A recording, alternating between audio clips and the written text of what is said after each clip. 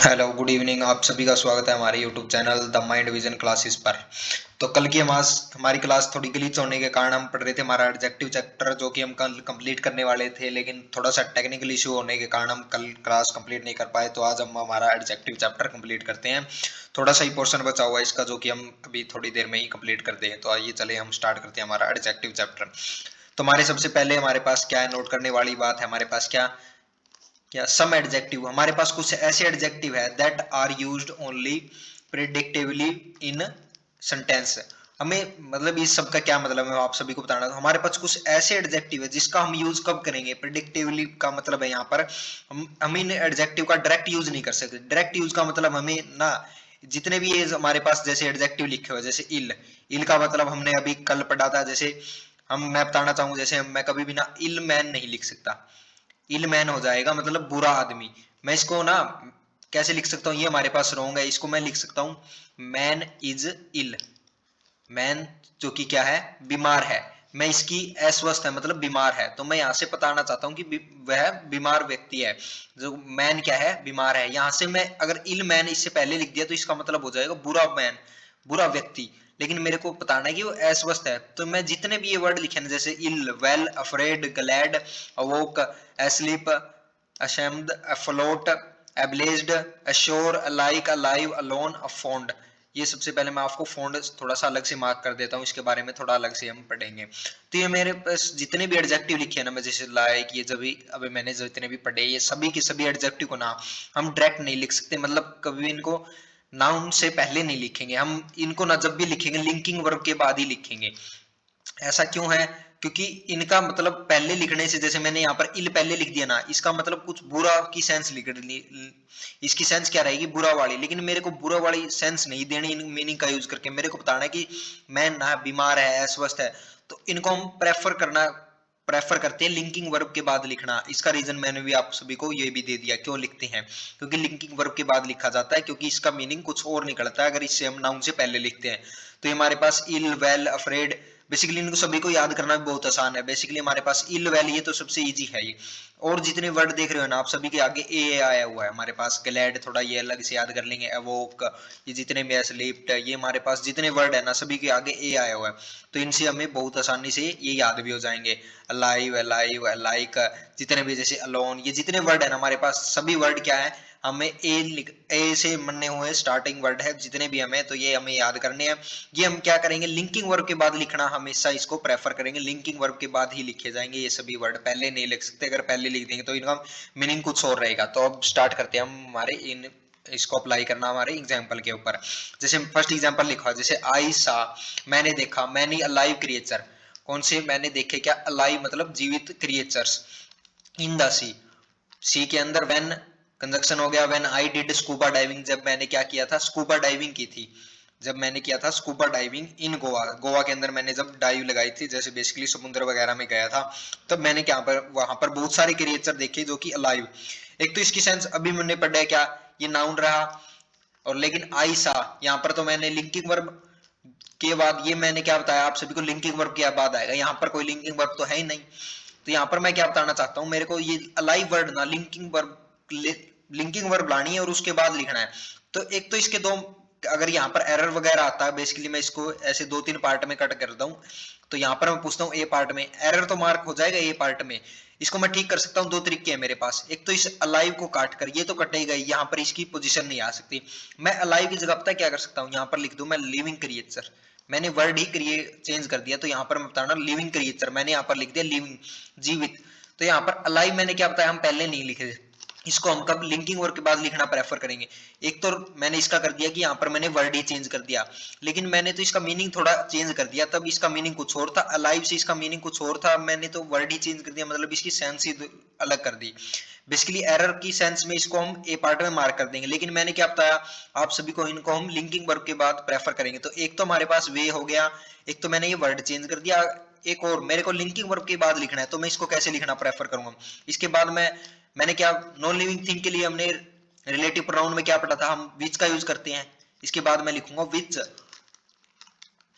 विच वर alive, बहुत सारी creature की बात हो रही है। हमने क्या पढ़ा था, विच किसको प्रेफर करता है, उससे पहले जो भी नाउन आया उसको प्रेफर करता है, तो विच प्रेफर कर रहा है। नॉन लिविंग थिंग के लिए हम विच का यूज करते हैं, जो कि हमारे पास रिलेटिव प्रोनाउन होता है। रिलेटिव प्रोनाउन मतलब दो काम करता है हमारे पास, क्या क्या, कंजक्शन बनने का भी, प्लस में साथ में क्या बन सकता है, सब्जेक्ट या ऑब्जेक्ट बन सकता है। वो भी हम देख लेते क्या यहाँ पर ये सब्जेक्ट बन रहा है, क्योंकि लिविंग क्रिएचर विच वर अलाइव, जो कि क्या थे, अलाइव मतलब जिंदा।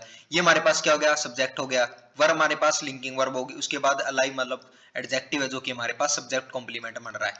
तब इसका मतलब यहाँ पर इसको हम इस तरीके से करेक्ट करेंगे। दूसरा पहला वे तो क्या है, हम इसकी जगह कौन सा वर्ड यूज कर दें, लाइव, लिविंग, जो कि जीवित। या फिर हमने अभी क्या पढ़ा, ये जितने वर्ड है, लाइव, लाइक, स्लीप, जितने वर्ड थे हमारे पास अभी हमने देखा, उसको हम क्या लिंकिंग वर्ब के बाद लिखाना प्रेफर करेंगे। तो हम रिलेटिव प्रोनाउन ले आएंगे और वर्ब के अकॉर्डिंग देख लें हमें कौन से प्लूरल का यूज करना है, तो प्लूरल वर्ब लगा देंगे, और अदरवाइज सिंगुलर। तो विच वर अलाइव, जो कि जिंदा थे, in the see when I did scuba diving इन गोवा। तो इसकी सेंस हम इस तरीके से, तो एरर हमारे पास किस में था, अलाइव में था। उसके बाद हमारे पास जैसे next, a glad person, a glad, यहाँ पर क्या, a glad person can not think rationally, एक जो ग्लैड मतलब दुखी पर्सन होता है ना, जो उदास, वो अच्छे से नहीं सोच पाता, रैशनली मतलब ठीक तरह से, जैसे कोई डिसीजन वगैरह नहीं ले पाता। तो इसकी सेंस क्या, अभी हमने क्या पढ़ा, जितने वर्ड थे ग्लैड पर्सन, ये हम किसके बाद लिखना प्रेफर करेंगे, हमने लिंकिंग वर्ब, यहाँ तक बेसिकली यहाँ तक तो कोई लिंकिंग वर्ब कुछ भी नहीं आ रहा हमारे पास, वर्ब भी यहाँ से स्टार्ट हो रही है, थिंक ये रही वर्ब, बल्कि इससे पहले तो हमने कुछ नहीं, एक ग्लैड पर्सन। तो हम इसकी सेंस क्या रहेगी, हमने अभी क्या पढ़ा, हम लिंकिंग वर्ब के बाद, तो मैं इसको बेसिकली उसी तरीके से रिलेट, क्या रिलेटिव प्रोनाउन का यूज कर लूं। यहाँ पर रिलेटिव प्रोनाउन, जैसे मैन पर्सन की बात हो रही है, तो किसके, लिविंग थिंग के लिए हम वो का यूज करते हैं। एक तो यहाँ पर ग्लैड, यहाँ से कट करके हम किसको लिखना है, ए पर्सन, जो कि क्या था, उदास था, हु इज ग्लैड, जो कि क्या था, उदास था। तो हम इसको करेक्ट कर दें किससे, रिलेटिव प्रोनाउन हमारे पास, ये हमारे पास लिंकिंग वर्ब, यहाँ पर ग्लैड एडजेक्टिव हो गया, जो कि सब्जेक्ट कॉम्प्लीमेंट। लिंकिंग वर्ब के बाद हमने दो ही चीजें पढ़ी है, या subject complement, is am are के बाद आईएनजी वगैरह आता है, जो कि एक्शन वगैरह तो हो नहीं रहा, तो हम इसको तो हम कट करेंगे। तो हमारे पास क्या हो गया, ये ग्लैड हमारे पास क्या हो गया, सब्जेक्ट कॉम्प्लीमेंट, जो कि क्या बन गया, एडजेक्टिव है, जो कि हमने लिंकिंग वर्ब के बाद लिखना प्रेफर करते हैं। ये जितने भी वर्ड है, क्यों लिखना, क्योंकि इसका मीनिंग कुछ और होता है, लेकिन इसका सही मीनिंग उसी प्रकार से अगर हम जो देना चाहते हैं, तो उसका हम रिलेटिव प्रोनाउन लगा के और लिंकिंग वर्ब के बाद लिखना ही प्रेफर करते हैं। तो हमारा एरर क्या पर था, ग्लैड के अंदर था, जो ग्लैड को हम किसके, लिंकिंग वर्ब के बाद लिखना प्रेफर करेंगे। उसके बाद हमारे पास नेक्स्ट एग्जांपल, जैसे मैंने एक चीज को ना दो तरीकों से लिखा हुआ है, ये आप दोनों एग्जांपल देखते हैं पढ़ के। जैसे इन दोनों में फर्क कुछ भी नहीं है। जैसे आई सा ए मैन, मैंने एक क्या देखा, एक मैन देखा, जो कि रनिंग, दौड़ता हुआ मैन। विशेषता बता रहा है, नियर द रोड, मैंने क्या, एक रोड के किनारे क्या देखा। यहाँ पर बेसिकली इसको हम ब्रेक करें तो सब्जेक्ट आई सा, हमारे पास क्या हो गया, वर्ब। आई सा बटर बूम का रिप्लाई, मैंने देखा एक मैन, ऑब्जेक्ट हो गया। मैंने देखा एक आदमी देखा, ठीक है। रनिंग, दौड़ता हुआ, विशेषता बता रहा है हमारे पास क्या, running, running near the road. ये पूरी की पूरी बात किसके लिए लिखी हुई है मैंने, ये पूरी की पूरी बात मैंने क्या, इस मैन के लिए लिखी हो। तो ये हमारे पूरी मैन के बारे में, ये हमारे पास क्या रहेगा, एडजेक्टिव क्लोज, जो कि हमने प्रोनाउन चैप्टर में फुल डिटेल के अंदर पढ़ा था। तो ये हमारे पास हो गया एडजेक्टिव क्लोज। अगर इसको हम डिफाइन करना चाहे तो प्रेजेंट पार्टिसिपल हो गया, जो कि एडजेक्टिव है, जो कि मैन के। नियर द रोड, ये हमारे पास क्या हो गया, नियर, इसको भी डिफाइन कर दिया प्रीपोशन, प्रीपोशन के बाद ये हमारे पास प्रीपोशनल ऑब्जेक्ट हो गया। नियर द, कहां पर दौड़ रहा था, तो ये पूरी की पूरी बात मैन के लिए लिखी गई है हमारे पास। क्या, एक, मैंने एक व्यक्ति देखा जो रनिंग, दौड़ रहा था, कहां पर, नियर द रोड, रोड के किनारे दौड़ रहा था। ये पूरी पूरी बात मैन के लिए लिखी गई है। तो एक तो हमारे पास इसके अंदर नो एरर हो गया, तो ये टेंस भी ठीक है। और इसी सेंटेंस को मैं ऐसे भी लिख सकता हूँ, आई सा मैन, मैंने एक आदमी देखा, मैन व्यक्ति, हु वॉज रनिंग, जो दौड़ रहा था। हमारे पास क्या, अब ये हु रिलेटिव प्रोनाउन मैन को दिखा रहा, हु वॉज रनिंग, और इसके अकॉर्डिंग, मैन के अकॉर्डिंग क्या, वॉज वर्ब, क्योंकि पास्ट की बात है। हु वॉज रनिंग, जो दौड़ रहा था। अगर इसको हम ब्रेक करना चाहे तो सब्जेक्ट सा वर्ब मैन, हमारे पास ऑब्जेक्ट देखा, एक व्यक्ति देखा, सब्जेक्ट वर्ब ऑब्जेक्ट। हु, हमने क्या पढ़ा, रिलेटिव प्रोनाउन, उसके हु वॉज रनिंग, जो कि दौड़ रहा था, हु, और ये जितने भी हमारे पास क्या बनाएंगे, एडजेक्टिवल क्लोज। ये हो गया हमारे पास एडजेक्टिवल, क्योंकि मैन के बारे में विशेषता, वो वॉज रनिंग नियर द, किसके किनारे दौड़ रहा था, रोड के किनारे। प्रीपोशन, प्रीपोशन के बाद प्रीपोशनल ऑब्जेक्ट, जो कि नियर के लिए आ गया। तो हम इसको ब्रेक कर सकते। तो बेसिकली मैं आप दोनों को बताना चाहता हूँ, इस सेंटेंस को लिखने के दो तरीके हमारे पास। एक तो इसको ऐसे लिख सकते, ये भी, दोनों में मीनिंग कुछ भी फर्क नहीं है, बस दोनों एक ही बात को लिखने के दो तरीके हैं, बस दोनों हमारे पास ठीक है, इनमें किसी भी प्रकार का एरर नहीं है। एक तो मैंने क्या बताया, लिंकिंग वर्ब के बाद लिख सकता हूँ, जो कि मैंने इसको ऐसे लिख दिया, एक इस तरीके को ऐसे भी, क्योंकि मैंने आगे इसके, क्योंकि इसका संबंध किससे है, रनिंग दौड़ रहा था, वो कहां पर दौड़ रहा था, नियर द रोड, रोड के किनारे दौड़ रहा था, इसलिए मैंने, वैसे तो मैं इसको ऐसे भी लिख सकता हूँ, आई सा ए मैन रनिंग मैन, मैंने एक देखा व्यक्ति रनिंग दौड़ता हुआ मैन, लेकिन मैंने एक उसके बाद एक और चीज बता दी, कहां पर दौड़ रहा था, दौड़ने का संबंध किससे है, नियर द रोड, रोड के किनारे दौड़ा। देखो नेक्स्ट एग्जांपल है, हम इसको भी डिटेल में पढ़ेंगे। तो बेसिकली मैं पता क्या बताना चाहता हूँ, यहाँ पर इन दोनों में कोई भी एरर नहीं है और ये दोनों का मीनिंग भी एक ही है।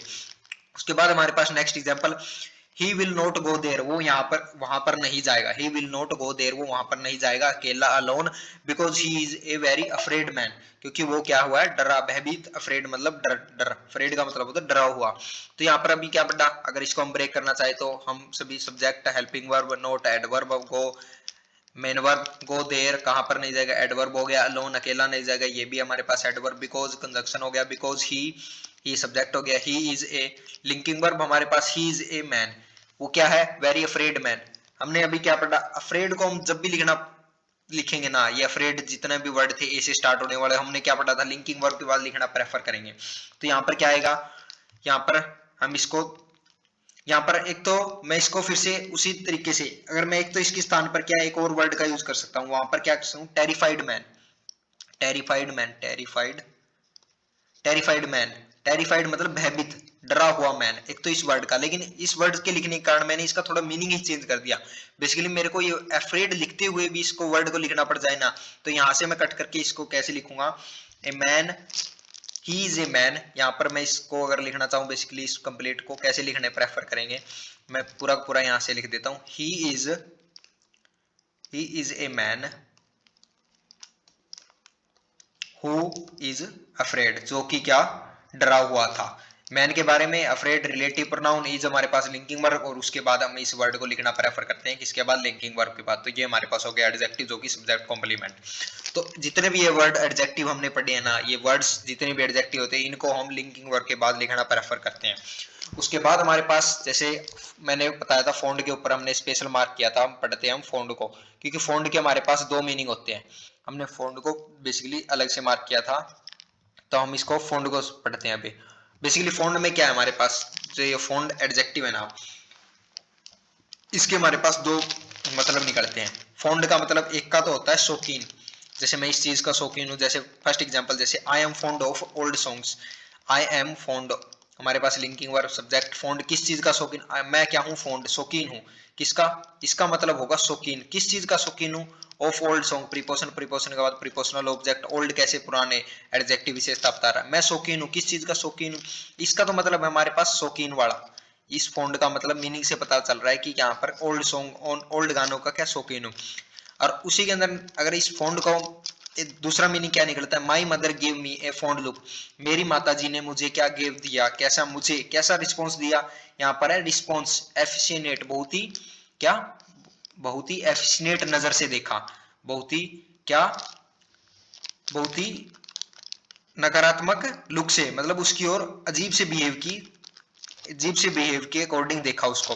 यहाँ पर मीनिंग क्या है, उसकी माँ ने उसे कैसा एक अफोन्ड लुक दिया, मतलब बहुत ही नेगेटिव वाला लुक दिया। तो यहाँ पर हम क्या बताना चाहिए, इसका मीनिंग, दो मीनिंग निकलते हैं, इसके कारण हमने इसको क्या स्पेशल मार्क किया था। फोन्ड का एक तो मतलब होता है शौकीन, और एक हमारे पास क्या होता है, फोन्ड लुक मतलब एफिशिएंट लुक। उसके बाद हमारे पास, जब भी हमारे पास, हमने अभी तक बहुत सारी पीछे पढ़ा था, जैसे यहाँ पर प्रीपोजिशन, प्रीपोजिशन के बाद प्रीपोजिशनल ऑब्जेक्ट है, ये हमारे पास जितना भी ये जो लिखा होता है ना, प्रीपोजिशन, प्रीपोजिशन प्लस में नाउन, ये नाउन या प्रोनाउन, बेसिकली हमारे पास दो काम करता है, प्रीपोजिशन या फिर प्रीपोजिशन प्लस में नाउन या प्रोनाउन, हमारे पास बेसिकली दो काम करते हैं। दो क्या काम करते हैं, या तो हमारे पास एडजेक्टिवल फ्रेज बन सकता है, अभी तक हम पढ़ चुके हैं एडजेक्टिवल फ्रेज, जबकि हमने पीछे अलग से ही मार्क किया था, जैसे कि ये रहा एडजेक्टिवल फ्रेज, जैसे ये भी हमारे पास एडजेक्टिवल, एडजेक्टिवल क्लोज। तो यहाँ पर क्या हो गया, फ्रेज। उसी प्रकार से हमारे पास या तो ये एडजेक्टिव के रूप में कार्य कर सकता है, या फिर ये किसी वर्ब के लिए काम करेगा, तो ये हमारे पास क्या हो जाएगा, वर्ब को कौन डिफाइन करता है, एडवर्ब। तो या तो हमारे पास एडजेक्टिवल, अगर किसी नाउन को डिफाइन करेगा तो एडजेक्टिव बन जाएगा, अगर किसी वर्ब को डिफाइन करेगा तो ये हमारे पास एडवर्बियल फ्रेज बन जाएगा। जैसे हमारे पास नेक्स्ट एग्जांपल इसी के बेसिस के ऊपर है, जैसे Suleman was a famous king, हमारे पास सेंटेंस क्या लिखा है, सुलेमान एक फेमस किंग था, फेमस बहुत ही फेमस राजा था। सब्जेक्ट लिंकिंग वर्ब, फेमस कैसा व्यक्ति, किंग था, सब्जेक्ट कॉम्प्लीमेंट, ये हमारे पास क्या हो गया, सुलेमान किंग के बारे में विशेषता बताई, ये हमारे पास एडजेक्टिव। बेसिकली ये सेंटेंस हमारे पास बिल्कुल ठीक है। सुलेमान क्या था, ये वाज हमारे पास लिंकिंग, एक फेमस राजा था। और इसी सेंटेंस में मैंने एक और इन्फॉर्मेशन ऐड कर दी ना, बेसिकली इसी का जिक्र मैंने थोड़ी सी देर पहले भी किया था, उसी को हम डिटेल में पढ़ते हैं। जैसे सुलेमान क्या था, Suleman was a famous king for his justice, वो क्या था, फेमस था, किसके लिए फेमस था, अपने जस्टिस, न्याय के लिए। अगर मैं इसको ब्रेक करना चाहूं तो क्या हो गया हमारे पास, subject linking verb, Sulaiman was famous king, ये हमारे पास सब्जेक्ट कॉम्प्लीमेंट, जो कि क्या हो गया, नाउन हो गया। अभी क्या, फेमस एडजेक्टिव हो गया, फेमस किंग था, फेमस किंग था, लेकिन किसके लिए फेमस था, प्रीपोशन, प्रीपोशन के बाद प्रीपोशनल ऑब्जेक्ट, फॉर इज जस्टिस, उसके न्याय के लिए उसे जाना जाता था। फेमस किस चीज के लिए था, इसकी सेंस अभी हमने क्या पढ़ा है, ये पूरी की पूरी बात हमारे पास दो काम कर सकती है, या तो एडजेक्टिवल मर सकती है, एडजेक्टिवल फ्रेज, या फिर एडवर्बियल फ्रेज। अभी देखते हैं हम इसको, देखो मैं अगर इसको यहाँ पर अभी नाउन लिखा हुआ है, अभी देखते हैं हम, किंग था अपने जस्टिस के लिए, ये सेंस देनी है या क्या मेरे को, या फिर सेंस देनी है मेरे पास फेमस, फेमस था, किस लिए फेमस था, अपने जस्टिस, न्याय के लिए जाना जाता था। फेमस किस लिए था, मेरे को सेंस कौन सी दे, किंग था अपने जस्टिस के लिए, या फिर फेमस था अपने जस्टिस के लिए। किंग था, इसकी तो कोई सेंस ही डेवलप नहीं हो रही भाई, किंग था अपने जस्टिस के लिए, इसका मतलब है क्या, सुलेमान एक अच्छा राजा था, मतलब फेमस था किसके लिए, अपने न्याय के लिए जाना जाता था, न्याय के लिए फेमस था। तो बेसिकली इस फेमस का रिलेशन किससे मिल रहा है, इस पूरी पूरी बात का, तो ये हमारे पास क्या है, एडजेक्टिव, एडजेक्टिव को डिफाइन कर दे वो हमारे पास क्या होता है, एडवर्बियल फ्रेज। तो यहाँ पर ये बन रही है एडवर्बियल फ्रेज, ना कि एडजेक्टिवल। तो ये हमारे पास हो गया एडवर्बियल। और ये फेमस किस लिए फेमस था, ये इसका रिलेशन इस वर्ड से है ना। वैसे तो एडजेक्टिव है जो कि किससे, एक नाउन से पहले लिखा ही जाता है एडजेक्टिव, लेकिन इसके बाद जो मैंने ये बात लिखी है ना, फेमस अपने जस्टिस के लिए, तो इसके लिए जाना जाता था, तो इसका रिलेशन मेरे को इससे डायरेक्ट पता ही नहीं चल रहा। अगर मैंने ये इसको इसके बाद लिखा है ना, तो इसका मतलब निकल के आ रहा है किंग था अपने जस्टिस के लिए, लेकिन मेरे को बताना है फेमस था अपने जस्टिस के लिए। तो यहाँ से हम फेमस को कट करेंगे और फेमस को कहां पर लिखना प्रेफर करेंगे, यहाँ पर, क्योंकि नाउन एडजेक्टिव है जो कि मैंने नाउन के बाद लिखते हैं, या तो पहले हम लिखते हैं जितने भी एडजेक्टिव होते हैं, या तो हम उससे पहले लिखते हैं, लेकिन इसका रिलेशन भी मेरे को इसके साथ बताना था, तो मैंने इसके बाद लिखना प्रेफर कर लिया। तो बेसिकली हम यहाँ पर लिखेंगे इसको क्या, हमारे पास फेमस को यहाँ पर लिखेंगे। देखो एडजेक्टिव है जो कि मैंने नाउन से के बाद लिख दिया, जो कि नाउन के लिए भी काम कर रहा है। और इस पूरी पूरी बात का, क्योंकि एडवर्बियल फ्रेज बना रही है, तो फेमस एडजेक्टिव के लिए काम कर रहा है, तो ये पूरी पूरी बात मैंने इसके साथ लिख, तो हम इसको बीच में लिखना प्रेफर करेंगे। तो हमारे पास फेमस यहाँ से कट होकर कहां पर, यहाँ पर किंग के बाद जाएगा, जो कि इसके साथ भी रिलेशन स्टेबिलिटी कर लेगा और इसके साथ भी। उसके बाद हमारे पास जैसे next example, mister Sharma is an honest person. क्या है, मिस्टर शर्मा एक ऑनेस्ट मैन है, इन हिज डीलिंग, अपने किसमें, लेन देन में। इन हिज डीलिंग मतलब mister Sharma, subject linking verb, honest man subject complement, honest ईमानदार है, कैसे, हमारे पास एडजेक्टिव हो गया। In his dealing preposition, preposition के बाद prepositional object, in his dealing किसकी, एडजेक्टिव हो गया अपने डीलिंग के अंदर। तो यहाँ पर हम क्या बताना चाहते हो, अभी क्या पढ़ा, प्रीपोजिशन मिल के प्रीपोजिशनल ऑब्जेक्ट हमारे पास दो काम करते हैं, या तो एडजेक्टिवल फ्रेज बनते हैं या फिर एडवर्बियल फ्रेज बनते हैं। अभी देखते हैं, देखो मिस्टर शर्मा एक मैन है, इन हिज डीलिंग, मैन है अपने डीलिंग में, या फिर ऑनेस्ट, ईमानदार है, किसके अंदर ईमानदार है, अपनी जो लेन देन में ईमानदार है। तो इसका मतलब जो ऑनेस्ट है ना, यहाँ पर बस इसका मीनिंग क्या है, एडजेक्टिव फ्रेज वाला नहीं निकल के आ रहा है, क्योंकि ये एडजेक्टिव है, जो एडजेक्टिव को डिफाइन कर दे वो एडवर्बियल होता है। तो इसका रिलेशन किससे निकल के आ रहा है, ऑनेस्ट है, किस लिए ऑनेस्ट है, अपनी डीलिंग, जो कि लेन देन जैसे व्यापार वगैरह करते हैं, तो अपने व्यापार में क्या है, वो ऑनेस्ट है, ईमानदार है। तो यहाँ पर इस सेंटेंस को हम लिखेंगे, mister Sharma is a man, हमारे पास ऑनेस्ट, ऑनेस्ट है किसमें, ऑनेस्ट है अपनी डीलिंग में। तो ये एडजेक्टिव हो गया जो कि मैंने नाउन के बाद लिख दिया, जो कि नाउन के लिए भी काम कर रहा है। और इस ऑनेस्ट का संबंध किससे है, इससे भी है हमारे पास, किससे, डीलिंग से। डीलिंग में क्या ऑनेस्ट है, ऑनेस्ट किसमें, ईमानदार है, किसमें, अपनी लेन देन में, जो दैनिक क्रिया क्रिया करते हैं, जो भी वे जिस भी चीज का उनका व्यापार है, तो अपने व्यापार में क्या है, वो डीलिंग में ऑनेस्ट है। तो ऑनेस्ट का संबंध दो चीजों से, मैन से भी है। तो मैं एडजेक्टिव बेसिकली तो हम पहले लिखना प्रेफर करते हैं नाउन से, लेकिन इसका रिलेशन मेरे को जो आगे वाली बात से है उससे भी दिखाना है। तो हमारे पास जितने भी रीडर होते हैं उनको क्लियरिटी मिल सके, इसलिए हम इनको प्रेफर करते हैं यहाँ पर इसके बाद लिखना है। तो इसका रिलेशन इससे भी हो गया, और हमारे पास इससे जो आगे वाली बात लिखी है तो इससे भी हो गया, इसलिए हम इसको लिखना प्रेफर करते हैं। वरना तो हमारे पास एडजेक्टिव हमने पढ़ा है नाउन से पहले ही आती है बेसिकली, लेकिन मैंने जो आगे बात लिखी है अगर उसका भी संबंध इससे है तो हम इसको इसके बाद लिखना प्रेफर करेंगे ताकि पढ़ने वाले को क्लियरिटी मिल सके कि इसका यूज किस लिए किया गया है।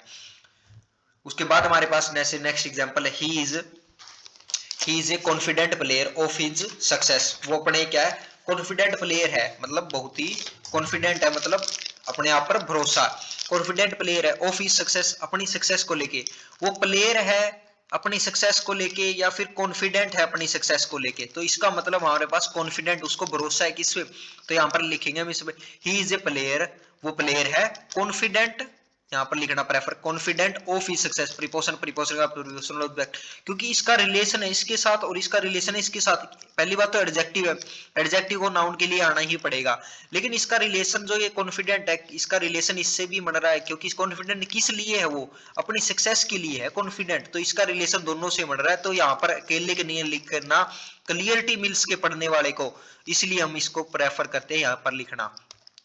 बेसिकली हमारे प्रोनाउन चैप्टर में ये सेंटेंस भी पढ़ा था, जैसे ही वो सेटिस्फाइड, वो सेटिस्फाइड था, ही वो satisfied with the delicious food, he वो सेटिस्फाइड, सब्जेक्ट लिंकिंग वर्ब वो सेटिस्फाइड, सब्जेक्ट कॉम्प्लीमेंट जो कि क्या है हमारे पास एडजेक्टिव है, with the delicious, preposition food, prepositional object, delicious food कैसा फूड, एडजेक्टिव विशेषता बताता है, जो कि सर्व्ड, सर्व्ड हमने क्या एडजेक्टिव पढ़ा है, पास्ट पार्टिसिपल जो कि क्या एडजेक्टिव, टू हिम जो कि उसको सर्व किया गया, प्रीपोजिशन के बाद, जो वो क्या था सेटिस्फाइड था, मतलब संतुष्ट था किसके, जो डिलीशियस फूड जो कि सर्व किया गया था, किसे, उसे सर्व किया गया था। तो इस सर्व्ड का बेसिकली क्या पर इस फूड से भी रिलेशन है, सर्व क्या किया गया था, खाना ही तो सर्व किया गया था, तो क्या बता रहा है हमारे पास विशेषता, जो कि एडजेक्टिव हो गया। एडजेक्टिव में भी पास्ट पार्टिसिपल और डिफाइन करना चाहिए तो हमने प्रोनाउन चैप्टर में जो ये वर्ड पढ़ा था, अब आपको समझ में आ रहा होगा तो हमने उसको वहां पर बाद में क्यों लिखा था, बेसिकली मैंने बताया था हम इसका रीजन आगे पढ़ेंगे।